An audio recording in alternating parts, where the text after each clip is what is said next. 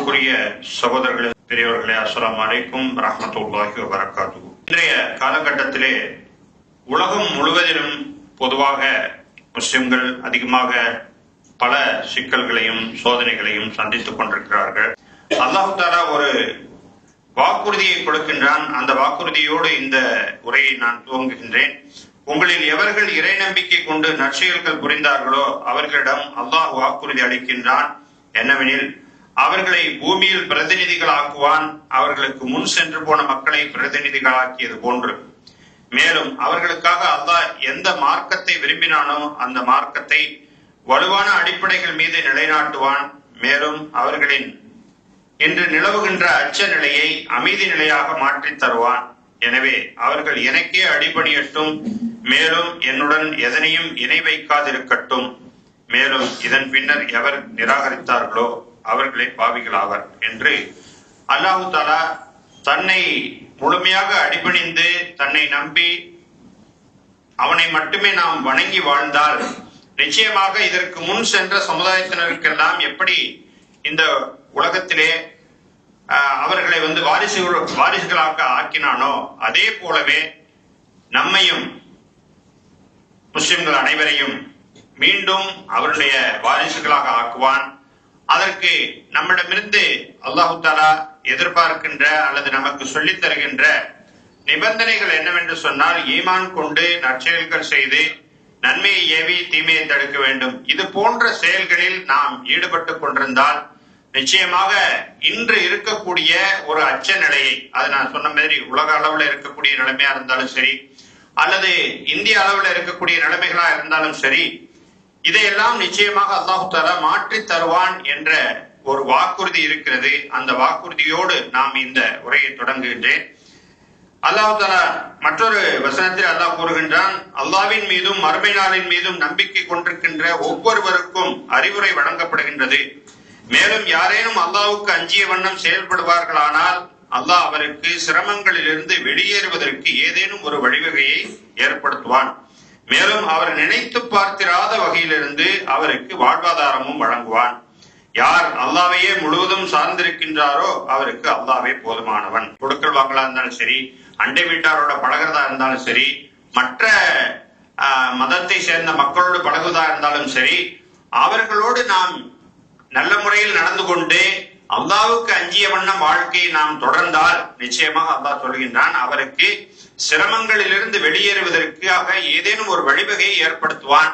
மேலும் அவர் நினைத்து பார்த்திராத வகையிலிருந்து, ஏன்னா நம்ம சில விஷயங்கள் நம்ம கண்ணுக்கு முன்னாடி இதெல்லாம் இப்படி நடக்கும், இப்படி நடக்காது, இது கிடைக்கும், இது கிடைக்காது அப்படிங்கறதெல்லாம் நம்மளுடைய தூர நோக்கு இல்லாத ஒரு சாதாரண மனித பார்வைக்கு அதெல்லாம் சில கஷ்டங்களாக சிரமங்களாக இப்படி எல்லாம் நடக்காது அப்படின்னு நம்ம நினைச்சிட்டு இருப்போம். ஆனா அல்லாஹ் கூறுகின்றான், அவன் ஏதேனும் வழிவை ஏற்படுத்துவான்னு சொல்லிட்டு அவர் நினைத்து பார்த்திராத வகையிலிருந்து அவருக்கு வாழ்வாதாரத்தையும் வழங்குவான். இந்த ஒரு வாக்குறுதியும் அல்லாஹ் கூறுகின்றான். எந்த அளவுக்கு சிறப்பாக செயல்பட முடியுமோ அதை சரியாக முழுமையாக செய்து விடுங்கள், பின்னர் முடிவை அல்லாஹ்விடம் விட்டு விடுங்கள். எது சிறந்தது என்பதை அவனே அறிவான். அப்ப இந்த உலகத்துல நம்மளால முடிஞ்ச விஷயங்கள் என்னன்னு சொன்னா, சில முயற்சிகளை எடுப்பதுதான், சில ஏற்பாடுகளை செய்வதுதான். ஆனால் கடைசியாக அல்லாஹ்வுடைய உதவியை நம்பி அல்லாஹ்வுடைய உதவியை நாடி நாம் அவனிடம் தவக்குள் வைத்தால் நிச்சயமாக அல்லாஹ் அதற்கான ஏற்பாடுகளை செய்வான், உதவிகளை செய்வான். இதுக்கு நம்ம அடிக்கடி சொல்லக்கூடிய உதாரணம் தான் நபி ஸல்லல்லாஹு அலைஹி வஸல்லம் அவர்கள் அந்த பத்ர் போருக்கு முதல் நாள் இரவு அவர்களால் முடிந்த அளவுக்கு படைகளை ஏற்பாடு செய்தார்கள். அங்கு மிக குறைவுதான், மிக குறைந்த அளவுதான், 1/3 தான், எதிரிகளை விட 1/3 தான். ஆனால் அதுதான் அவர்களால் முடிந்தது. அவர்களால் முடிந்ததை சிறப்பாக செய்து விட்டார்கள். அது படைகளுக்கான எல்லா அறிவுரைகளையும் கொடுத்து விட்டார்கள். எல்லாம் செய்து வைத்து விட்டு இதெல்லாம் நம்ம செஞ்சிட்டோம், நம்ம நாளைக்கு வெற்றி பெற்றோம் சொல்லவே இல்லை, நினைக்கவே இல்லை. மாறாக முழுக்க முழுக்க அல்லாஹ்விடம் தவக்குள் வைத்தார்கள், அல்லாஹ்விடம் கெஞ்சினார்கள், அழுதார்கள். எந்த அளவுக்கு அழுதார்கள் சொன்னா, அபூபக்கர் ரலியல்லாஹு அன்ஹு அவர்கள் ஒரு ஸ்டேஜ்ல அவங்கள ஆறுதல் சொல்லி கூப்பிட்டாங்க, நீங்க போதுமான அளவுக்கு அல்லாஹ்ட்ட கேட்டுட்டீங்க, நிச்சயமாக அல்லாஹ்வுடைய உதவி வரும், நீங்க எந்திருங்க அப்படின்னு சொல்லக்கூடிய அளவுக்கு நபி ஸல்லல்லாஹு அலைஹி வஸல்லம் அவர்கள் அல்லாஹ்வின் மீது தவக்குல் வைத்தார்கள். இறை அச்சத்தோடு அவர்கள் அங்கே பிரார்த்தனை செய்தார்கள், இறைவனிடம் அங்கே கெஞ்சினார்கள். இது போல நாம் செயல்பட்டால் நிச்சயமாக அல்லாஹ் நமக்கு உதவி செய்வான். எப்படி உதவி செஞ்சான்? மலக்குகள் மூலமாக உதவி செஞ்சான். அல்லாஹ் அந்த பத்ர் யுத்தத்துல மலக்குகளை இறக்கி வைத்து அல்லாஹ் உதவி செய்தான். அது போல நிச்சயமாக நமக்கும் அதே போன்ற உதவிகள் வரும். நாம செய்ய வேண்டியது என்னன்னு சொன்னா, நபிசாசம் அவர்கள் செய்தது போல இறை நம்பிக்கை கொண்டு இறைவனையே முழுமையாக சார்ந்திருந்து தவக்குள் வைத்து அவனிடம் நாம் துவா செய்வோம். நம்மளால என்னென்ன செய்ய முடியுமோ அதையெல்லாம் நாம் செய்துட்டு, இப்ப எந்த முயற்சியும் செய்யாம எந்த ஏற்பாடும் செய்யாம வெறும் துவா செஞ்சுக்கிட்டு இருந்தா நடக்காது. அப்படி நபிமார்களுக்கு கூட அல்லாஹ் அப்படி ஒன்று ஏற்பாடு பண்ணல. அவர்களால என்னவெல்லாம் முடியுமோ அதையெல்லாம் ஏற்பாடு செய்துவிட்டு முடிவை அல்லாட்ட விட்டுறது. ஏன்னா நீ இதை சிறப்பாக்கி கொடு, நீ உன்னுடைய கரத்தில் தான் வெற்றி இருக்கிறது, உன்னுடைய புறத்திலிருந்து தான் எங்களுக்கு உதவி கிடைக்க வேண்டும் அப்படின்னு சொல்லிட்டு நாம செயல்பட்டால் நிச்சயமாக அல்லாஹ்வுடைய உதவி வரும். அங்க இன்னொரு இடத்துல அல்லாஹ் குறிப்பிட்டு கூட்டுகின்றான், ஒரு பொருள் உங்களுக்கு நன்மையாக இருக்கும் நிலையில் நீங்கள் அதனை வெறுக்கக்கூடும். அது உங்களுக்கு நன்மையை கொடுக்கக்கூடியதா இருக்கும், ஆனா நீங்கள் அதை விரும்ப மாட்டீர்கள், வெறுக்கக்கூடியவர்களாக இருப்பீர்கள். மேலும் ஒரு பொருள் உங்களுக்கு தீமையாக இருக்கும் நிலையில் நீங்கள் அதனை விரும்பக்கூடும். இவற்றை அல்லாஹ் அறிகின்றான், நீங்கள் அறிவதில்லை. அப்ப இந்த உலகத்துல சில விஷயங்கள் நடக்கும் போது நமக்கு கஷ்டமா இருக்கு, நமக்கு பிடிக்க மாட்டேங்குது, இப்படி நடந்திருந்தா நல்லா இருக்குமே நம்ம நினைக்கிறோம். அந்த நம்ம எதை விரும்புறோமோ அந்த விஷயம் நமக்கு கெடுதலாக இருக்கலாம், தீமையாக இருக்கலாம். அதனாலதான் அல்லாஹ் அதை தடுத்திருக்கலாம். நாம எதை வெறுக்கிறோமோ அது நமக்கு நன்மை தரக்கூடியதாக இருக்கலாம். இதையெல்லாம் நாம அறிய மாட்டோம்.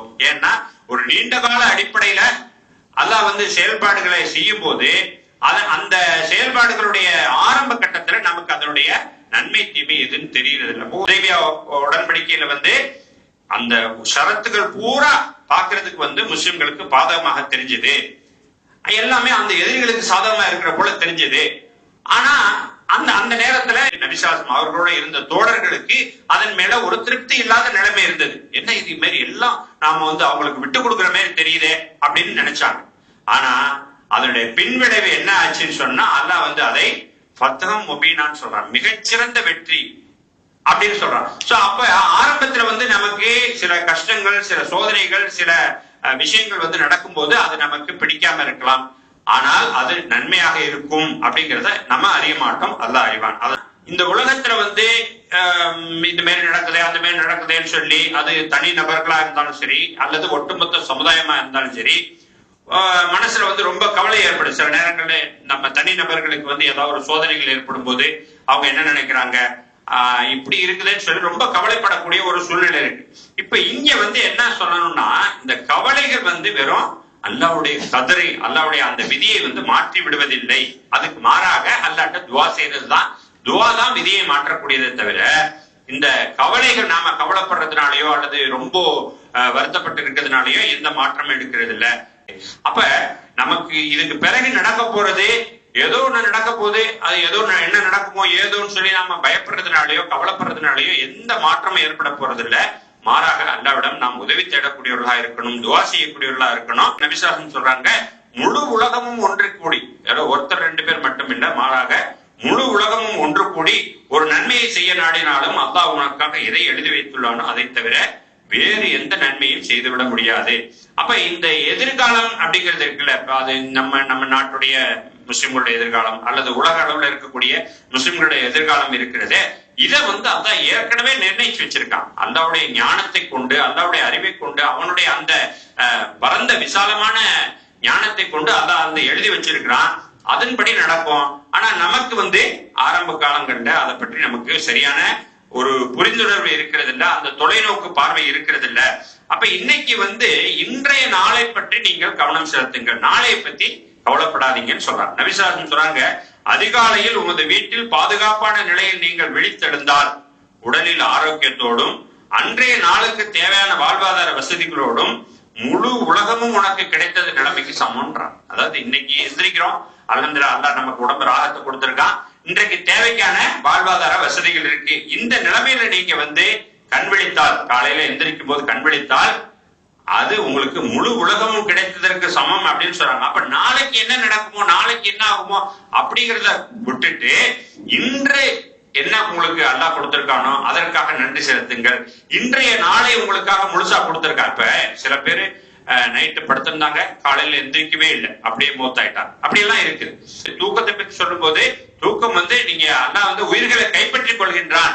யாருக்கு மீண்டும் ஆயுள கொடுத்திருக்கானோ அவங்களுக்கு தான் திருப்பி கொடுக்குறான். அப்ப ஒவ்வொரு நாளுமே நம்ம நைட்டு படுத்து காலையில எந்திரிக்கும் போது, அதனாலதான் நபிசாசம் அந்த துவாவை கத்து கொடுத்தாங்க. தூங்க போகும்போது அல்லாஹும்ம பிஸ்மிக்க அமூத்து வாஹியா, நான் மௌத்தாகிறேன் உன்னுடைய பெயரை கொண்டு, மீண்டும் உன்னுடைய பெயரை கொண்டு எழுந்திருப்பேன். அதே போலதான் காலையில எழுந்த உடனே இந்த தூக்கத்தை விட்டு, எனக்கு அந்த தூக்கம்ங்கிற இந்த மௌத்தை விட்டு மீண்டும் எனக்கு உயிர் கொடுத்த அல்லாஹ்வுக்கே எல்லா புகழும் சொல்லிட்டு காலையில எழுந்திருக்கும் போது அந்த மாதிரி துவா கத்து கொடுத்தாங்க. ஆக ஒவ்வொரு நாள் இரவுமே நாம படுக்க போகும்போது நாம மௌத்தாகிறோம். காலையில எழுந்திரு பார்த்திருக்கும் போது ஓகே அல்ஹம்துலில்லாஹ் நமக்கு ஆயுள கொடுத்திருக்கான், அல்ஹம்துலில்லாஹ் அதுக்காகவும் அல்ஹம்துலில்லாஹ் சொல்றோம்.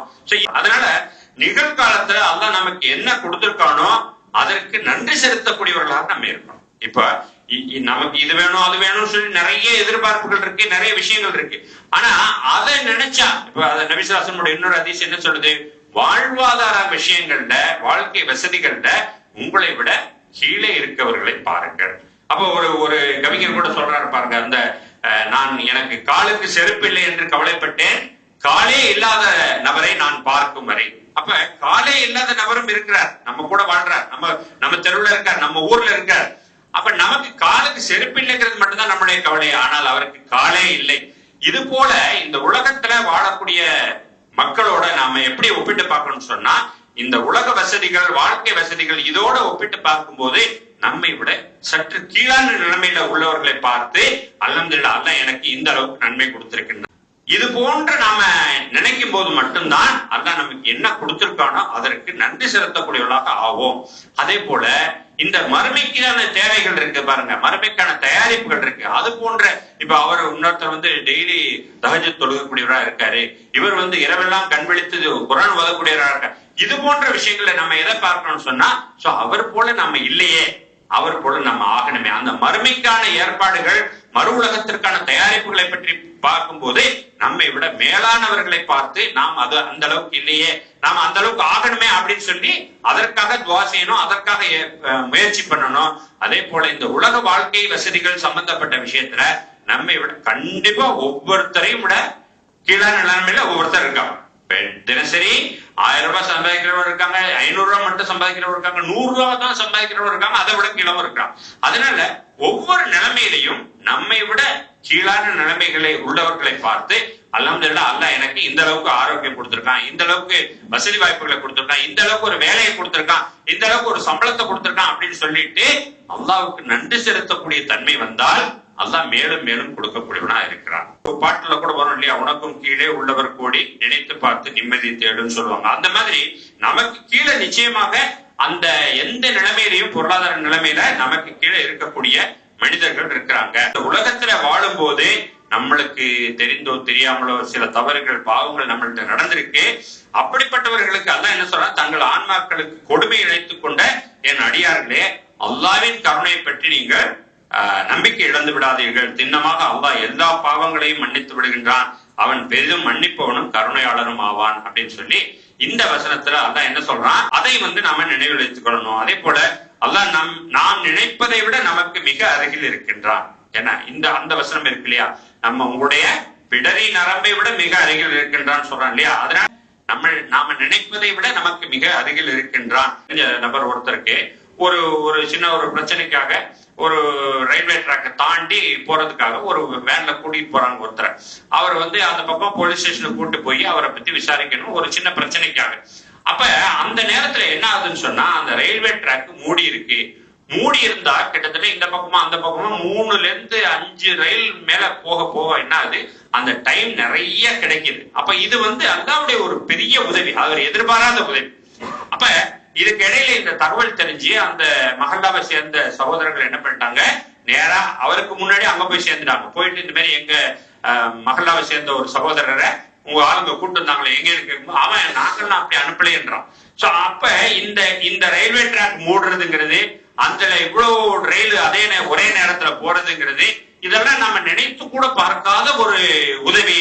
அது போன்ற உதவி கிடைச்சதுனால இவங்க அவங்களுக்கு முன்னாடி போயிட்டாங்க. அந்த நபரை மறுபடியும் அவங்க ரயில்வே கேட்டு திறந்து அங்க போகும்போதே அவருக்கு ஒரு பாதுகாப்பான நிலைமை ஏற்பட்டுச்சு. இல்ல இது போன்ற அல்லாஹ்வுடைய உதவியை நாடி அல்லாஹ்வுடைய தவக்குள் வைத்து நாம செயல்படும் போது நாம் நினைத்து பார்க்கிற, முன்னாடி ஆரம்பத்தில் சொன்னா இல்லையா, நீங்க நினைத்து பார்த்திராத வகையில இருந்து உங்களுக்கு வாழ்வாதாரம் கொடுப்பேன்னு அல்லாஹ் முதல்ல சொன்னா, அதே போலதான் நினைத்து பார்த்திராத வகையிலிருந்து அல்லாஹ்வுடைய உதவி நமக்கு கிடைக்கும் அப்படிங்கறத நாம மனதில் வைத்துக் கொள்ளணும். இப்ப நம்ம ஒவ்வொருத்தருக்கும் கூட இது போன்ற நிச்சயமாக நிகழ்ச்சிகள் நடந்திருக்கலாம். தனிப்பட்ட வாழ்க்கையில ஒவ்வொரு நபருக்கும் இது போன்ற உதவிகள், அல்லாஹ்வுடைய உதவிகள் கண்டிப்பா ஏற்பட்டிருக்கும். அப்ப அல்லாஹ்வை முழுமையாக சார்ந்திருக்கக்கூடிய நிலைமையில நமக்கு அல்லாஹ்வுடைய உதவி கிடைக்கும் அப்படிங்கறத நம்ம நினைவில் வைக்கணும். அல்லாஹ்வுடைய கருணை மீது, அல்லாஹ்வுடைய அந்த வல்லமையின் மீது நாம நம்பிக்கை வைத்து தவக்குள் வைக்கக்கூடியவர்களாக நாம இருக்கணும். மலக்குகளை அனுப்பி கூட உதவி செஞ்சான், நம்ம பார்த்தோம் பதில் போர்ல. இது மாதிரி விஷயத்துல நாம அல்லாஹ்ட்ட அதிகமாக துஆ செய்யணும். இப்ப இதுல இன்னொரு துஆ இருக்கு பாருங்க. யா அல்லாஹ், உள்ளத்தில் ஏற்படக்கூடிய கவலைகள், இயலாமை, சோம்பேறித்தனம், நெருக்கடி, கோழைத்தனம், என்னை சூழ உள்ளவர்கள் என்னை மிஞ்சி என்னை ஆக்கிரமிப்பது, இது போன்ற கடன் நெருக்கடி, இது போன்ற விஷயங்கள்ல இருந்து நீ எங்களுக்கு பாதுகாப்பு கொடுப்பாயாக அப்படின்னு சொல்லிட்டு அல்லாஹ்ட்ட நாம துஆ செய்யக்கூடியவர்களா இருந்தால் நிச்சயமாக இது போன்ற எல்லா விஷயங்கள்ல இருந்தும் அல்லாஹ் நமக்கு பாதுகாப்பு கொடுப்பான். குர்ஆன்ல 13வது அத்தியாயத்துல 28வது வசனம், மேலும் அவர்களுடைய உள்ளங்கள் அல்லாஹ்வை நினைவு கூறுவதால் நிம்மதி அடைகின்றன. அப்ப இந்த உள்ளம் இருக்கு பாருங்க, மனிதனுடைய உள்ளம் அல்லாஹ்வை திக்ர் செய்வதன் மூலமாகத்தான் நிச்சயமாக நிம்மதி கிடைக்கும். அந்த நிம்மதி வேணும்னு சொன்னா நாம அல்லாஹ்வை நினைவு கூறக்கூடியவர்களாக, திக்ர் செய்யக்கூடியவர்களாக இருக்கணும். அறிந்து கொள்ளுங்கள், அல்லாஹ்வை நினைவு கூறுவதால் தான் உள்ளங்கள் நிம்மதி அடைகின்றன அப்படின்னு சொல்லி அல்லாஹ் அந்த வசனத்துல சொல்லி காட்டுறான். அப்ப இந்த உலக வாழ்க்கை இருக்கிறது, இது நிலையில்லாதது, நிரந்தரம் இல்லாதது. இந்த வாழ்க்கை, முழு வாழ்க்கையுமே ஒரு சோதனை கூடம், ஒரு சோதனை களம். இந்த சோதனையில இன்ப துன்பங்கள் ஏற்படுறது சகஜமானது, இயற்கையானது. இந்த நேரத்துல யார் பொறுமையை மேற்கொள்கிறார்களோ அவர்களுக்கு அல்லாஹ்விடத்தில் நற்கூலி உண்டு.